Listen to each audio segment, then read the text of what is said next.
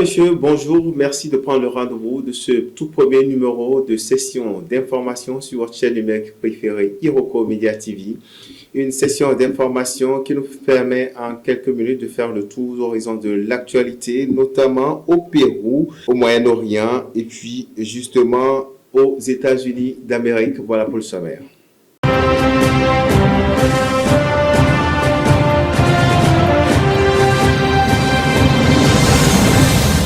Nous démarrons par l'OTAN, justement, où Mark Rutte tente d'apaiser les tensions avec Donald Trump avant le sommet de juillet 2026. Première actualité, justement, la diplomatie transatlantique est sous tension, mesdames, messieurs. Eh bien, le secrétariat général de l'OTAN, dirigé par Rutte, Mark, est attendu à la Maison-Blanche pour rencontrer Donald Trump dans un contexte de crispation avec Washington et ses alliés européens. En toile de fond, les désaccords sur la guerre avec l'Iran, les critiques américaines sur les dépenses militaires des pays membres et la menace d'un désengagement des États-Unis en Europe.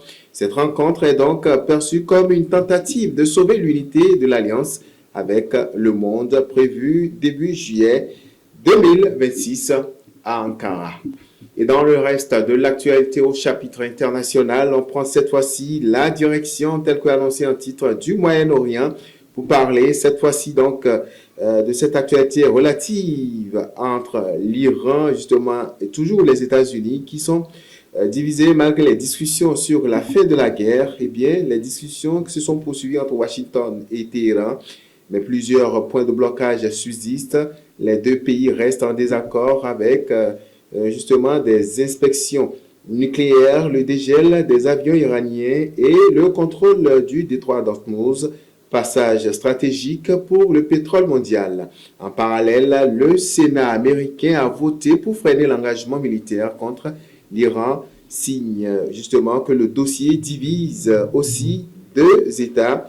La situation reste donc très tendue, très fragilisée par ailleurs, malgré les efforts diplomatiques en cours. Terminons cette session d'information par le Pérou. Le candidat de la gauche conteste déjà les résultats du second tour de la présidentielle. La tension politique au Pérou, justement, qui ne laisse personne indifférent. Le candidat de gauche, Roberto Sanchez, a annoncé qu'il ne reconnaîtrait pas les résultats du second tour de l'élection présidentielle, dénonçant ainsi les fraudes, alors que sa rivale conservatrice Keiko Fujimori est nommé en tête. Cette contestation fait craindre de nouvelles crises constitutionnelles dans un État où il y a une forte instabilité politique ces dernières années. De cette session d'information que je vous remercie d'avoir suivi. Merci à toutes les équipes techniques et rédactionnelles. Je vous donne rendez-vous pour la seconde messe de l'information dans l'après-midi.